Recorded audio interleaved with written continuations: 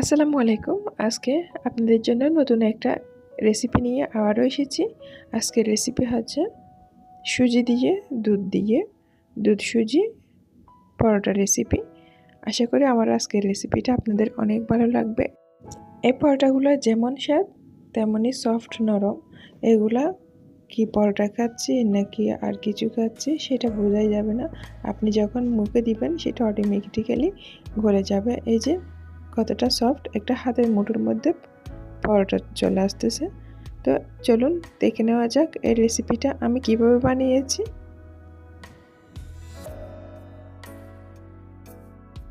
প্রথমে আমি সুজিটা ভেঙে নিব। তো সুজিটা ভেঙে নেওয়ার জন্য আমি এখানে 1 কাপ পরিমাণে সুজি নিয়েছি। তাওয়ার মধ্যে দিয়ে আমি এটা ভেজে নিব এবং এর সাথে একটু 2 টিস্পুন আমি ঘি দিয়ে দিয়েছি। ঘি দিয়ে আমি সুজিটা ভাজবো। সুজিটা এমনভাবে ভাজতে হবে যাতে কোনো কালার না আসে, একদম হোয়াইট হোয়াইট থাকে, এরকম করে ভাজতে হবে। এখন সুজিটা ভাজা হয়ে গেছে। এখন এর মধ্যে আমি 2 কাপ পরিমাণ দুধ দিয়ে দিচ্ছি। 1 কাপ সুজির জন্য পরিমাণটা হচ্ছে 2 কাপ দুধ। দুধটা দিয়ে আমি ভালো করে নেড়ে চেড়ে এটা আবারও কুক করে নিব।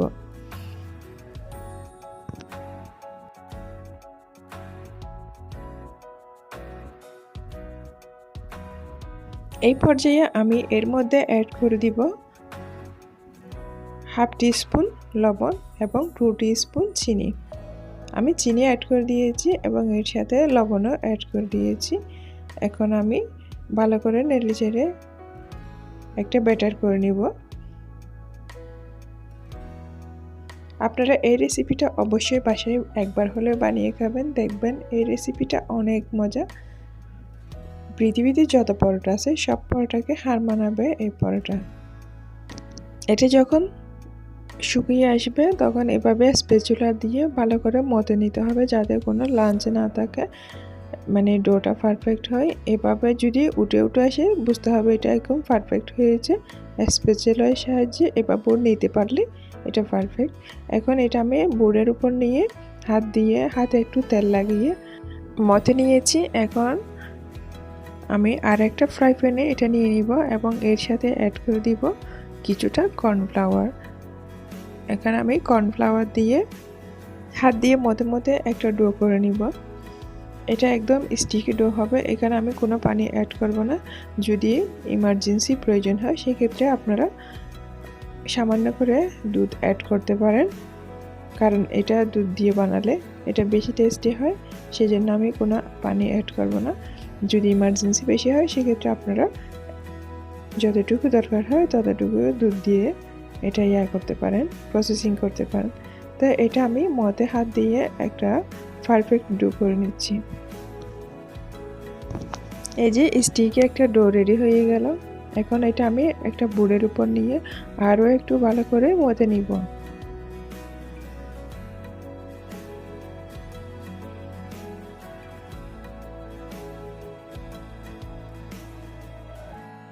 এখন মতে নেওয়া হয়ে গেছে। এখন এটা আমি শেপ দিয়ে নিচ্ছি, কারণ লেচি কাটতে হবে। এটা কতটা সফট হয়েছে সেটা আপনারা দেখে বুঝতেছেন। এটা কনসিস্টেন্সি, এটার সফটনেস, এটা তো আপনারা দেখে বোঝা যাচ্ছে কতটা সফট হয়েছে। তো এরকম সফট হতে হবে, তারপর এটা পরোটা পারফেক্ট হবে। এখন আমি 5টা ভাগে ভাগ করে নিয়েছি। এখন ছোটো ছোটো করে গুলো আমি শেপ দিয়ে নিচ্ছি হাত দিয়ে এভাবে ঘুরিয়ে। এই যে সব লেচিগুলো রেডি হয়ে গেল। এখন এটা আমি একটা প্লেটে উঠাই নিচ্ছি। তারপর একটা করে আমি পরোটাগুলো রেডি করে নিব। আপনারা দেখে অবশ্যই বুঝতেছেন এটার সফটনেস এরকমই হতে হবে। সুজি কাঁচা থাকতে পারবে না, একদম ড্রাইও হতে পারবে না, এরকম একটা সফটনেস থাকতে হবে। তারপর এটা একদম পারফেক্ট হবে। তো এখন লেচিগুলো আমি একটা করে গোল শেপ দিয়ে রুটির মতো করে নিচ্ছি, রুটির মতো করে বেলে নিচ্ছি।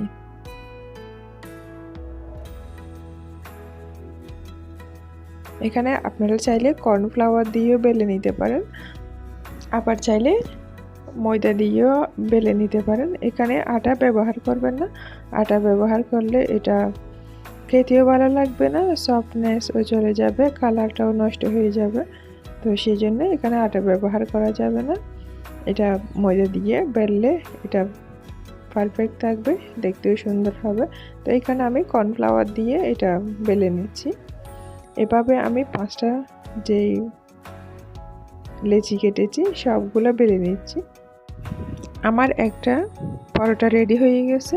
আমি কতটা মোটা রেখেছি সেটাও দেখেছি। এটা একদম পাতলা হতে পারবে না, একদম বেশি মোটা হতে পারবে না, এটা মোটামুটি মিডিয়াম হতে হবে। এখন এভাবে বানিয়ে আমি সব পরোটাগুলো বেজে নিচ্ছি চুলায়।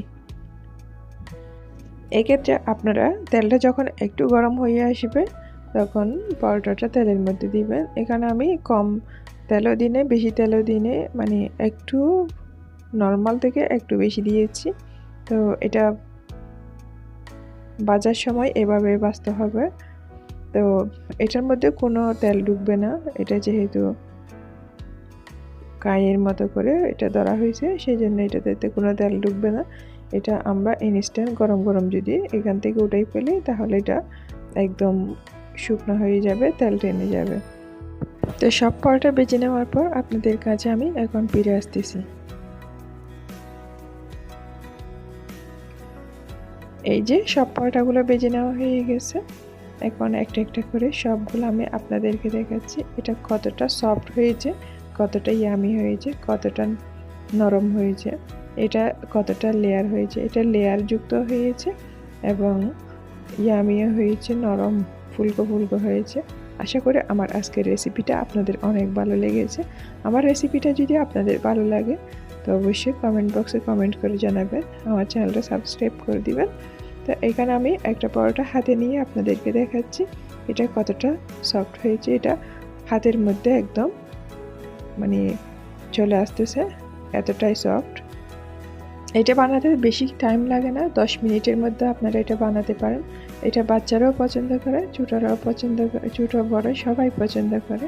এটা সকালে ইনস্ট্যান্ট বানিয়ে সকালের নাস্তা হিসেবেও খেতে পারেন, বিকালের নাস্তা হিসেবেও খেতে পারেন, বাচ্চাদের টিফিনেও দিতে পারেন। তো আজকে এই পর্যন্ত, আবার দেখা হবে আপনাদের সাথে অন্য কোনো রেসিপি নিয়ে, আপনাদের সাথে কথা হবে। তো সবাই ভালো থাকবেন, সুস্থ থাকবেন আর আমাদের জন্য দোয়া করবেন। আসসালামু আলাইকুম। আর অবশ্যই আমার রেসিপিটা কেমন লেগেছে সেটা কমেন্ট করে জানাবেন।